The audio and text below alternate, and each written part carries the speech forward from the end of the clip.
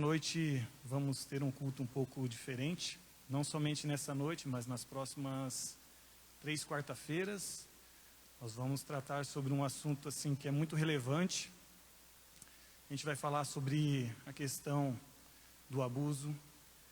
Nessa noite a gente vai explanar um pouquinho sobre o protagonismo da criança e a importância da criança dentro da igreja e o quanto às vezes nós deixamos essas crianças de lado. Muitas vezes nós não investimos na vida da criança. Nós vamos ver a importância que a criança tem como a igreja do hoje, não a igreja do amanhã. E eu queria começar, na verdade vai ser uma palestra, né? Nesses dias, e eu queria começar com uma oração. Gostaria que vocês fechassem os olhos nesse momento. Pai, nós queremos bendizer o Teu nome, ó Pai. Obrigado, Senhor, pela oportunidade que o Senhor nos dá, ó Pai, nesta noite, de podermos compartilhar contigo, ó Deus, compartilhar de Ti, ó Pai, sobre esses temas que são tão relevantes, ó Pai, na nossa sociedade, ó Pai. Pai, nós pedimos que o Senhor esteja usando as nossas vidas nesta noite, que a igreja possa entender a importância, Senhor Deus, do papel da criança e do adolescente. Nós colocamos também, Senhor Deus, as demais quarta-feiras, ó Pai, onde nós vamos, Senhor, compartilhar um pouco sobre o abuso. E então nós pedimos, ó Deus, que o Senhor nos encha, Senhor, de sabedoria, que o Senhor nos encha de entendimento e de capacidade para expressar da melhor forma possível. E que a Tua igreja, ó Pai, possa, Senhor Deus, estar, ó Pai, fazendo o papel dela muito bem feito, ó Pai. Nós Te agradecemos, Senhor Deus, porque esta igreja, ó Deus, ela tem investido nas crianças. Nós Te agradecemos pela liderança dessa igreja, pelos pastores, pelos presbíteros, que sempre, Senhor Deus, acreditou, ó Pai, no potencial da criança e investiu, ó Deus. Mas nós precisamos continuar tendo um olhar, Senhor Deus, mais profundos, ó Pai. Então nós Te pedimos, Senhor Deus, que o Senhor nos dê graça e sabedoria nesta noite, ó Pai. A minha oração é no nome de Jesus. Amém. Irmãos, nesse primeiro momento, o que a gente vai falar aqui um pouco é com relação a um seminário que a gente, em Kings Kids, a gente sempre ministra, né? É um seminário que todo início de ano a gente compartilha com os pais, né? Teve alguns anos que nós fomos falhos, mas a gente tem compartilhado. No ano passado a gente compartilhou, nesse ano a gente compartilhou. E a gente vai falar um pouquinho sobre crianças em risco, sobre o protagonismo da criança.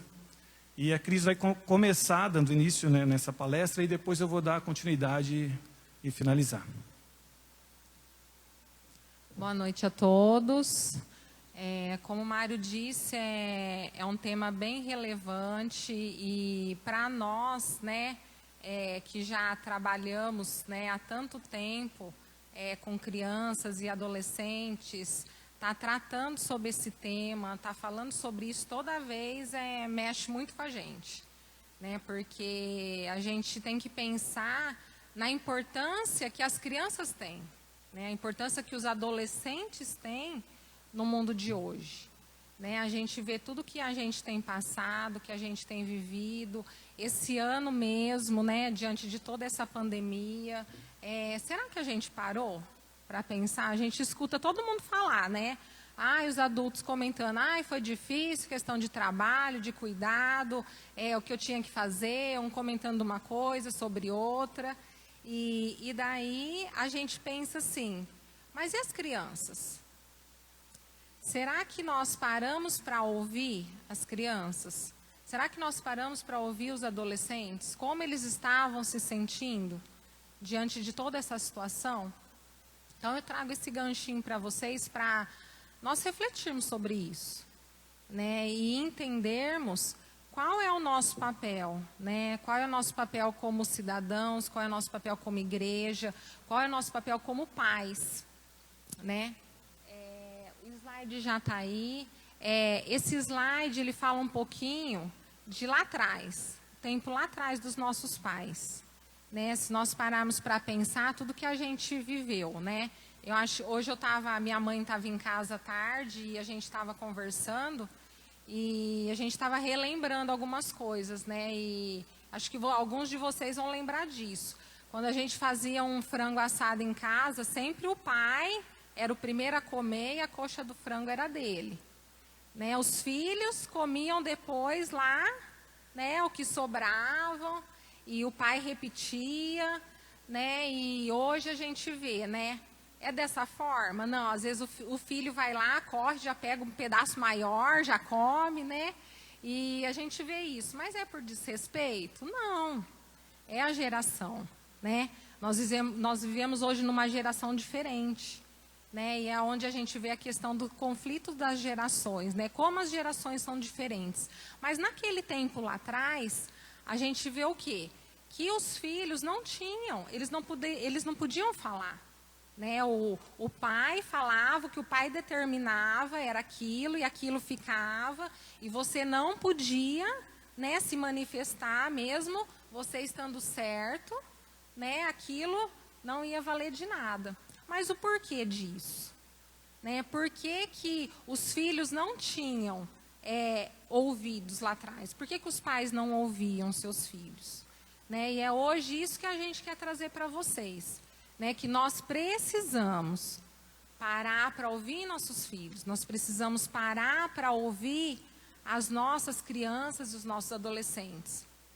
A gente tem um exemplo, né, eu e o Mário, né, que nós tivemos do nosso filho mais velho, numa situação que ele estava num colégio que ele gostava muito.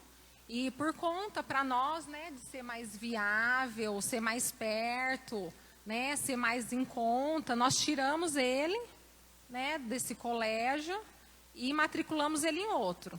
E não informamos ele sobre isso. Né? Só chegamos e falamos, filho, nós vamos mudar você do colégio porque é mais perto para nós, vai ficar mais em conta, e isso e aquilo. E ele, assim, não teve o que falar. Né, simplesmente. E eu lembro que isso passou 2 anos e ele nunca veio falar conosco. E um dia ele chegou e ele falou assim, pai, mãe, eu quero falar com vocês. E ele começou a chorar e ele falou assim, por favor, me tira desse colégio, me volta para o colégio onde eu estava.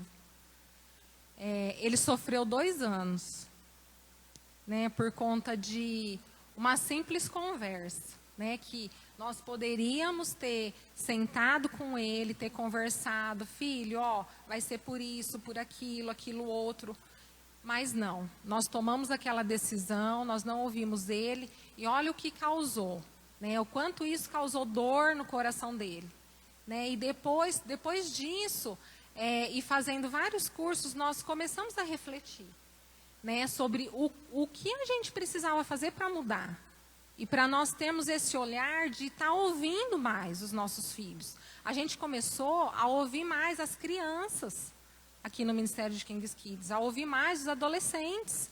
Por quê? Porque em casa, os pais não tinham tempo para ouvi-los. Os pais não tinham tempo para pegar e perguntar, como foi seu dia hoje, filho? Me conta como foi, me conta o que aconteceu. Foi bom? Não foi? Foi triste? Foi... Então, não tinha tempo. E nós chegava aqui aos sábados, né, quando era aos sábados, depois que passou aos domingos, a gente tinha esse ouvido aqui para eles. E isso era muito bom. Então, a gente quer desafiar vocês, né, a isso. A estar dando ouvido aos seus filhos. Eles precisam, né? E a Bíblia não trata as crianças dessa forma, né, como está escrito. A gente tem... registros feitos de crianças, a maneira como as crianças foram vistas na Bíblia, né? Como principalmente Jesus as via, né? Como ele tratava, como outras pessoas começavam a tratar. E mais para frente, a gente vai ver mais um pouquinho sobre isso. O Mário vai falar isso daí depois. Por favor, o próximo slide. Eu vou estar falando um pouquinho agora dos planos de Deus para as crianças e adolescentes, né? Deus inclui as crianças nas suas ações, na história do seu povo. Vemos na Bíblia relatos de muitas crianças que tiveram um papel fundamental no que Deus estava realizando. Como Igreja de Cristo, percebemos a importância da infância no nosso meio. Abrimos espaço para elas serem parte da história. Isso daqui eu vejo uma questão também, né, que é de igreja normal, né, que eu falo que isso não acontece só aqui. Mas é bem mais fácil nós deixarmos, trazer as crianças, né, levar lá para o cultinho. Às vezes tem igrejas que já chega na igreja e já desce para o culto infantil, né, e não deixa as crianças aqui nesse convívio, né, da igreja, do culto, de entender, de ouvir a palavra, de participar do louvor. E o quanto isso, tudo é importante para a criança, né? Ela poder se manifestar, ela poder falar aquilo que ela sente, ela poder expressar. É tão lindo quando a gente vê, às vezes aqui no louvor, as crianças louvando, elas dançando do jeito delas. É a forma delas agradarem a Deus. É a capacidade espiritual da criança que Deus dá a ela. Esse é um valor de King's Kids que nós trabalhamos, que é a capacidade espiritual da criança. É nós acreditarmos que a criança e o adolescente, eles têm essa capacidade espiritual. E que nós temos o quê? Que aproveitar isso. Aproveitar as ideias que eles nos dão, tudo o que eles trazem para nós. E por que nós não fazemos isso? Por que será que é tão difícil para nós não ouvirmos, não pararmos para dar atenção para aquilo que a criança está querendo muitas vezes nos falar, nos mostrar, e nós não queremos ouvir? Nesse tempo da pandemia, eu queria dar mais um testemunho para vocês. A gente tem vivido um tempo muito bom em casa, né? Já há 14 anos, o Mário trabalha lá na Jato e a gente via ele, às vezes nem via de manhã, ele já saía, né? Logo depois eu acordava para levar os meninos para o colégio, e ele só chegava no final da tarde. E durante todo esse tempo, né, logo no comecinho da pandemia, o Mário começou a trabalhar em casa, e eu fui dispensada do colégio onde eu dou aula, minha clínica eu tive que fechar também, e de repente a gente se deparou com os 4 lá em casa, né? Os meninos com toda aquela situação da escola, puxado, o Felipe no último ano, o Samuel com todas as atividades que não conseguia dar conta. Mas um dia a gente parou para refletir, né, na hora do almoço, e a gente começou a agradecer a Deus. Eu falei assim, ainda falei para eles, vocês pararam para imaginar quando que a gente ia ter essa oportunidade de o Mário estar em casa? O Mário hoje, ele toma café da manhã com a gente, ele almoça com a gente tem esse tempo junto em família, coisa que a gente não tinha, né? Então, o que Deus proporcionou para a nossa família? Né? Um tempo para nós estarmos mais unidos, estarmos mais juntos, a gente tem um tempo de buscar Deus juntos, e o quanto isso foi importante para nós, o quanto nós crescemos como família, o quanto a gente aprendeu na mesa, no horário do almoço, a ouvir os nossos filhos, né? Eles compartilhar de algo, pai, hoje está um saco a escola, a professora deu um monte de coisa, eu não aguento mais essa falação, um falar uma coisa, outro falar, e a gente também, né? E o quanto tudo isso foi bom, quanto tudo isso tem sido bom. A gente até brinca, né, que eu falei para o Mário assim, eu não queria que você voltasse mais lá para a empresa, né, porque está sendo tão bom, a gente tem vivido uns momentos tão especiais em família, que há muito tempo a gente não tinha, porque era uma correria, fazia tudo correndo, mas olha o que Deus nos proporcionou. E vem a cair tudo nessa questão desse tempo, né, de a gente estar valorizando um pouco a questão da nossa família, a valorização dos nossos filhos. Será que a gente tem valorizado isso, né? A gente tem prezado nesse tempo, que é especial com os nossos filhos?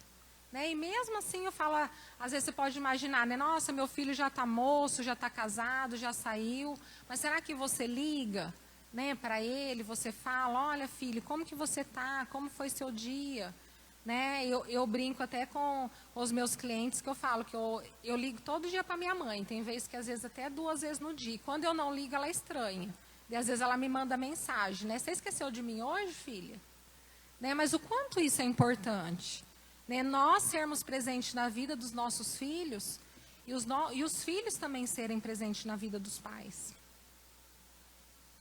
Pode passar o próximo, por favor. Ah, já está lá. E quando a criança é protagonista? O que é ser protagonista, né? A criança é protagonista quando nós entendemos eles como sujeito, fazendo uso da liberdade, para através dela ter iniciativas, tomadas de decisões e gerarem mudanças ou influência na sociedade. Esse empoderamento se dá baseado nos espaços facilitados e proporcionados pelo adulto. Então, quando que a gente pode dar essa voz para a criança, né? A partir do momento que a gente dá o quê? Liberdade para ela se expressar. Ah, tá, ai, Cris, mas você está falando assim que eu tenho que dar liberdade para o meu filho, ele vai mandar na minha casa. Não, é dentro dos limites. Né? Nós temos que dar os limites. Nós, como os pais, temos que dar o limite. Mas nós temos também que dar liberdade de expressão para os nossos filhos. Nós temos que dar liberdade de expressão para as crianças. E para as crianças em todo lugar. Né? Isso para as crianças a gente fala num todo, né? Que é no geral. É na igreja, é na escola, é na rua. Né? Nós pararmos para ouvir o que eles têm para falar. Porque muitas vezes uma criança chega para você e ela quer falar algo que está acontecendo com ela e você não tem ouvido para ela. E às vezes é uma criança que está numa situação de risco, que é onde a gente vai falar depois mais para frente sobre isso. Então, qual que é o nosso papel em tudo isso? É nós se atentarmos a sermos o quê? A estarmos olhando para essas crianças. Mas olharmos o quê? Com um olhar diferente. Não como aquela simples criança que está ali. Né? Ai, aquela criança ali está muito quietinha. Ou aquela criança ali, nossa, aquele menino é um terror, ele não para. Ele bagunça, ele xinga, ele briga. Mas você parou um dia para conversar com ele? Para saber o porquê que ele age dessa forma? Será que existe algo por trás de tudo isso? Por ele estar agindo dessa forma, estar agindo dessa maneira? Então, a gente queria, assim, nessa noite, trazer isso para vocês. Que vocês possam estar refletindo sobre tudo isso. Sobre tudo que as crianças têm vivido. E que nós possamos valorizar as nossas crianças. Ter esse olhar diferente para elas. Amém. Como a Cris disse lá no início, que a Bíblia trata de uma forma bem diferente as crianças, eu quero dar continuidade aqui e falar um pouquinho mais sobre o protagonismo de algumas crianças que estão no Antigo Testamento. Né? Nesse slide aí a gente pode ver a história de Davi. Eu acho que eu não vou ler o texto aqui, porque eu acredito que os irmãos conheçam, e eu acho que a gente vai tomar bastante tempo aí. O nosso tempo é um pouco curto, né? Aí eu queria pontuar essa questão do Davi. Ele foi ungido rei por Samuel com aproximadamente 12 anos. E nessa história a gente vê o quanto ele foi preparado na sua infância, para um momento ali próximo aos seus 17, 20 anos, para ele estar à frente de alguém que desafiou o nosso Deus. Então, essa história de Davi, a vida de Davi como um adolescente, como uma criança, o quanto a gente vê que é importante a gente dar a voz para essas crianças, é o importante desse protagonismo, né? Então, Davi, ele era o caçula, foi desencorajado por Saul, né? Pelos soldados. Seu protagonismo foi vergonha para os seus irmãos. Vocês lembram quando Samuel chegou ali, ele estava atrás da pessoa que ele ia ungir. E é interessante que Davi foi deixado até de lado pelo seu pai, né? E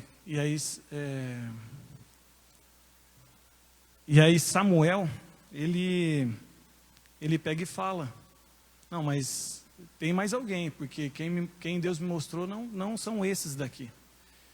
E aí Samuel unge a vida de Davi.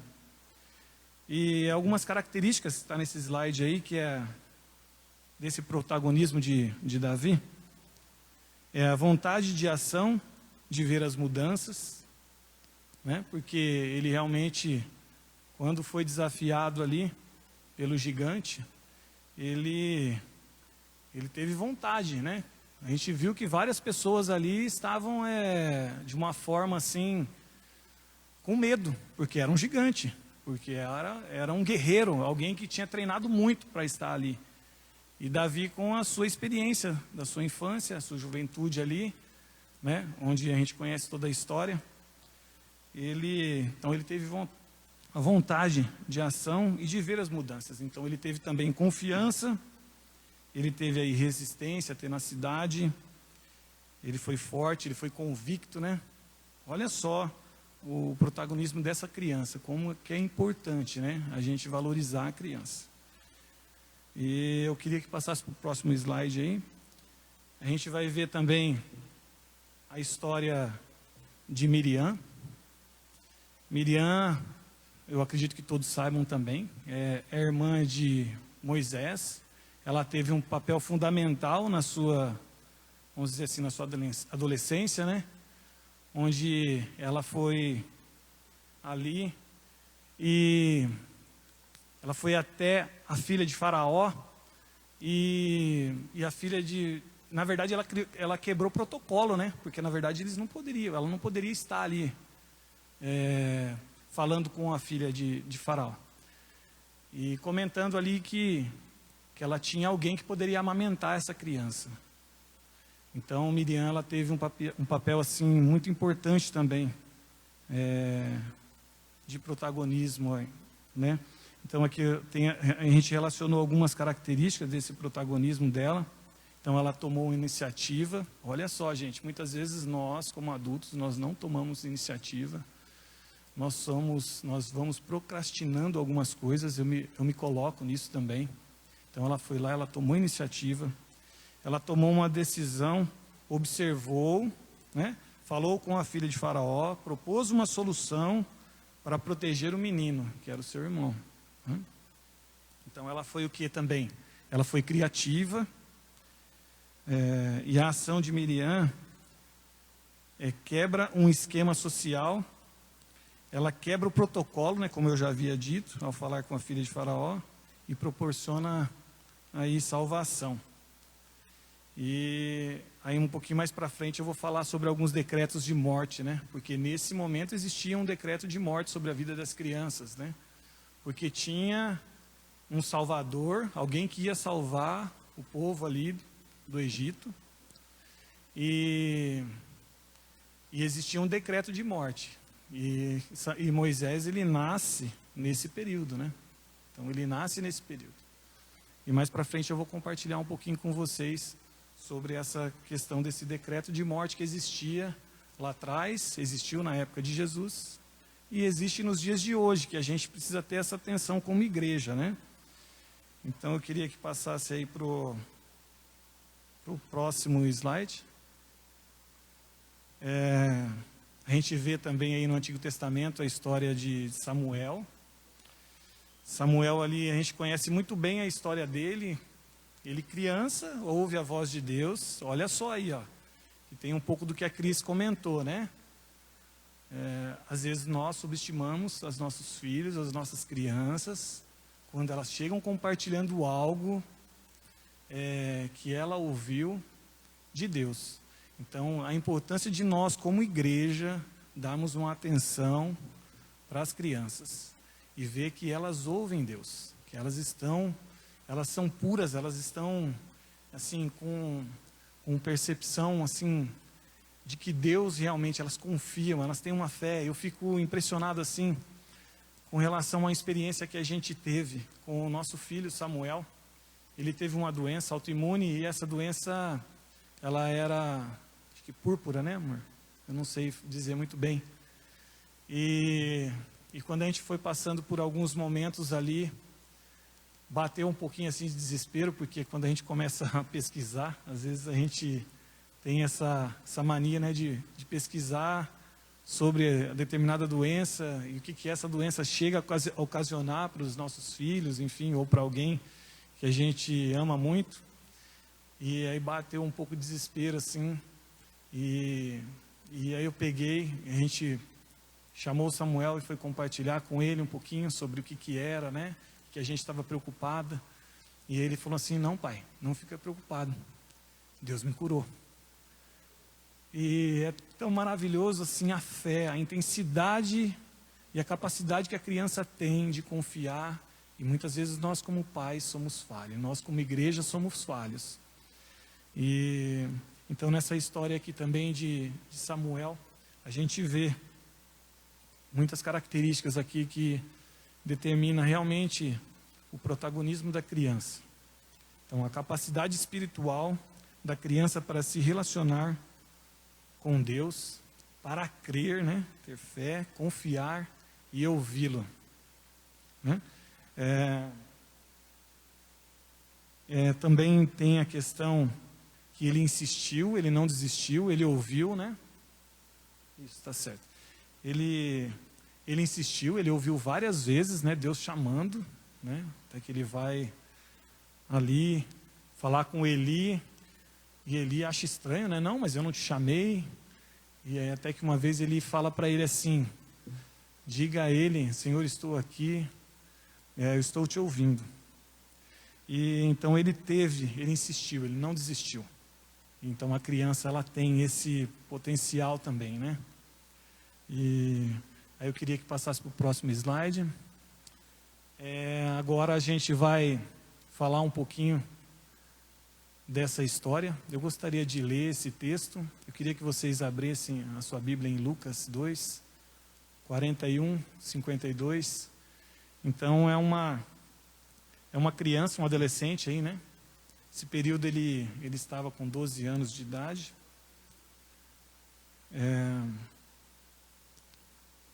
Lucas, capítulo 2, versículo 41 até o 52.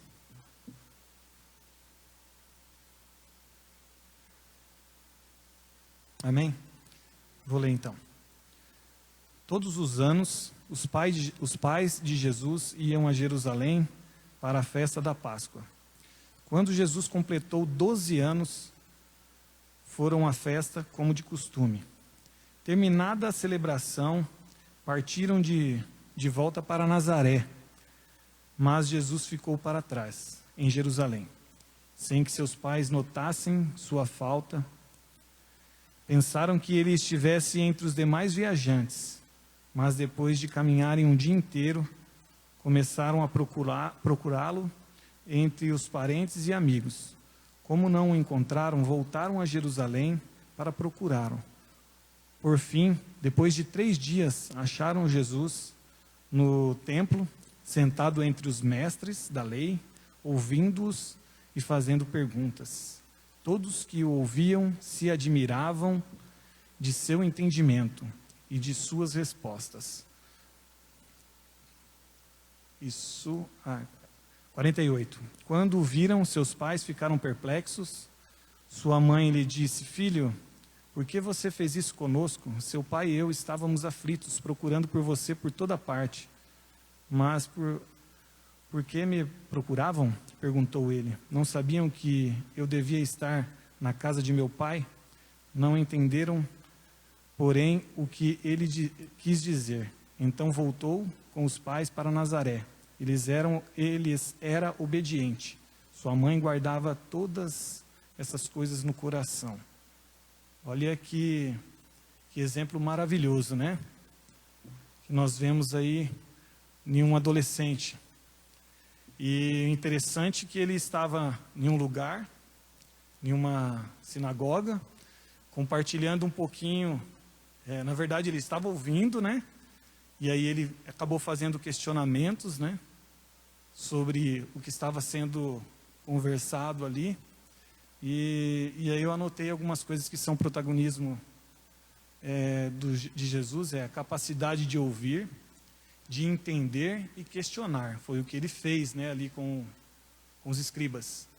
E a capacidade de relacionar-se também com os mais velhos. Olha só a importância. Até que a Cris estava falando sobre a questão dos valores de King's Kids.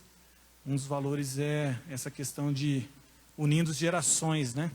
Da importância que tem da gente estar tendo esse relacionamento tanto com os mais velhos e os mais velhos com as crianças, da importância que tem isso, né?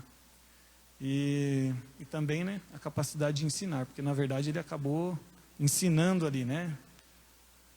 Eu queria que passasse para o próximo slide. Isso. Aí também, no Novo Testamento, a gente também tem esse menino. Acho que o texto é bem longo, eu acredito que todos conheçam. Aí ele fala sobre a questão da multiplicação dos pães, né? A gente não tem relato do nome desse menino, mas a escritura ela é bem clara, ela fala sobre a questão que era uma criança, né? E nessa história aí também, ó, a gente anotou algumas coisas aí. Então ele compartilhou o que ele tinha.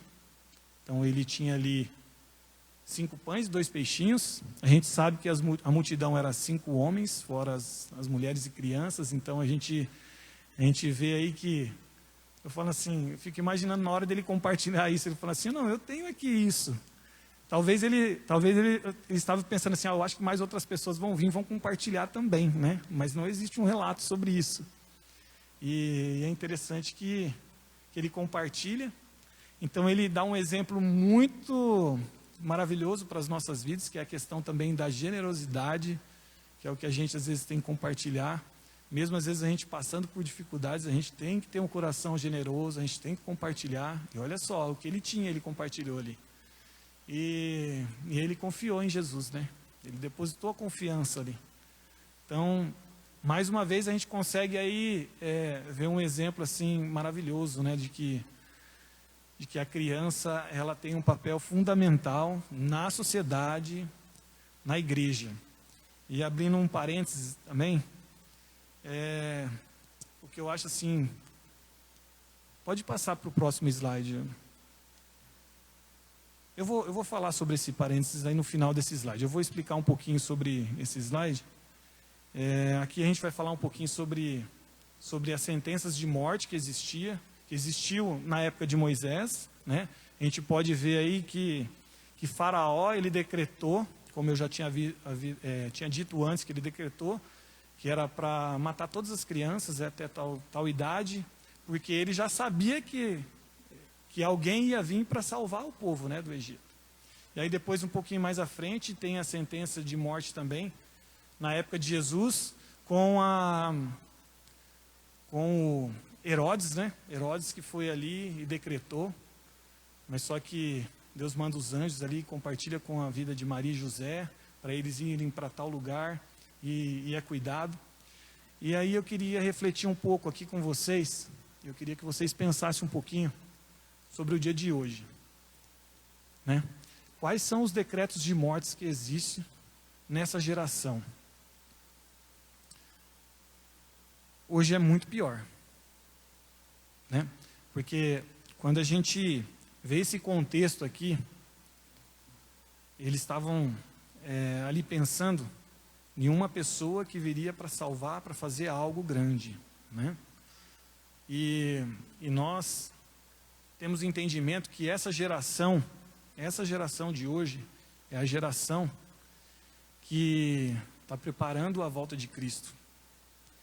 E aí eu faço vocês refletirem assim, será que o diabo está tentando agir de alguma forma dentro da família, dentro da sociedade, dentro das escolas, de diversas formas, com vários decretos? Então são decretos muito piores, para impedir a volta de Cristo. Porque nós sabemos, e o diabo sabe, que ele vem, e ele vem breve, né? A gente não sabe o dia, a hora, mas nós sabemos que é breve. Logo ele está aí, ele está às portas já.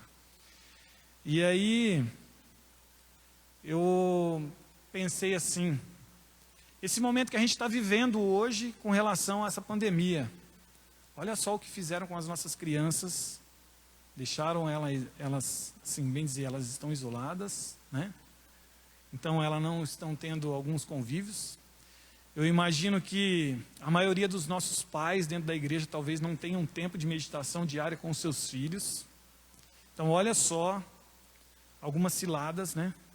Eu acredito que existe a permissão de Deus, eu acredito que Deus está cuidando de todas as coisas, né? Mas é para a gente ter essa atenção e para a gente se despertar, porque às vezes nós estamos dormindo, né? Com relação a isso. Da importância do nosso papel como pai, como mãe.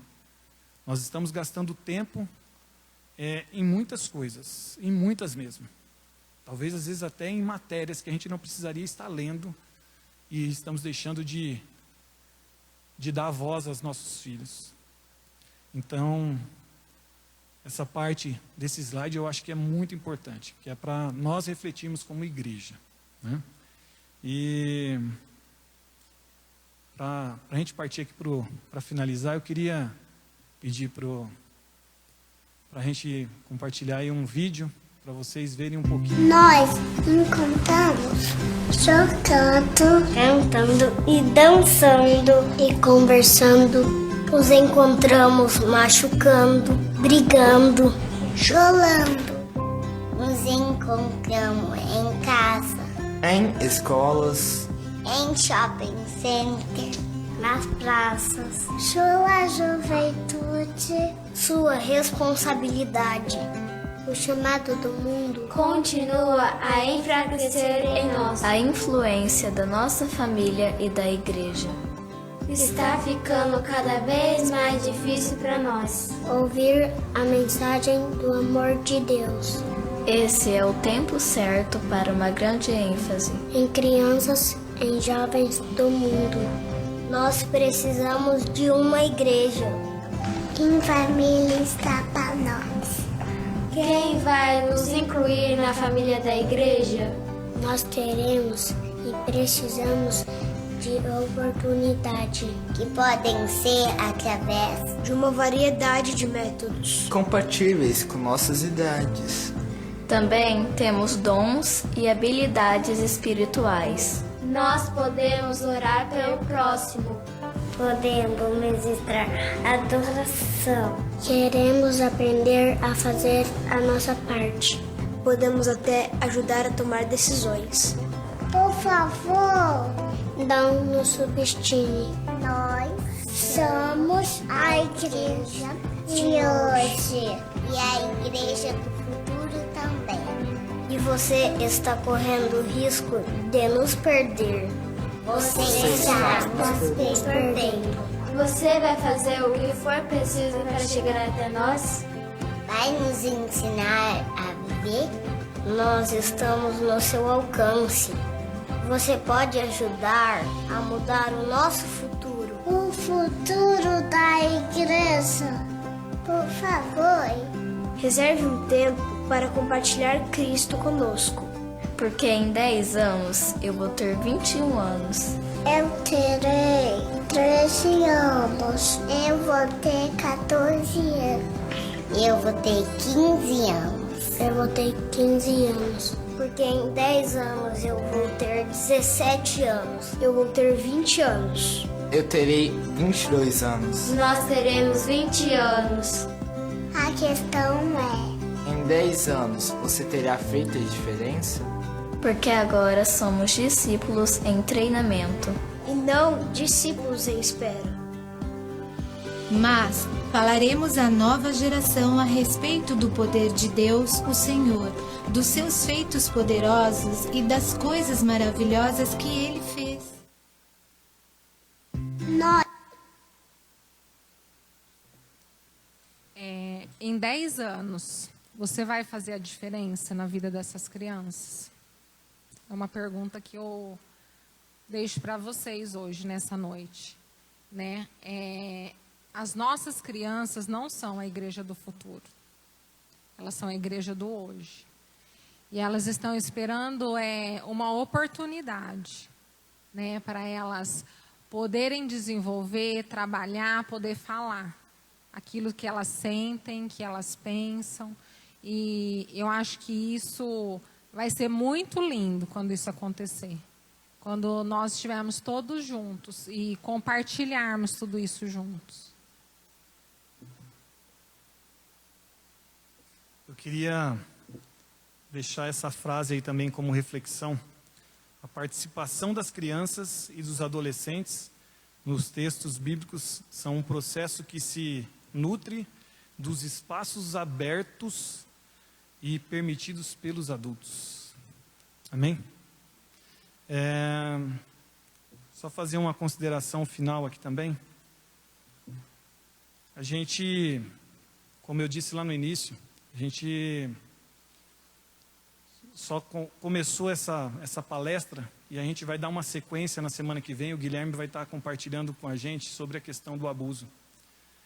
E a gente estudou um pouquinho sobre a questão do abuso e o quanto o abuso ele é prejudicial, seja o abuso sexual, seja o abuso verbal, moral, enfim, tantos abusos.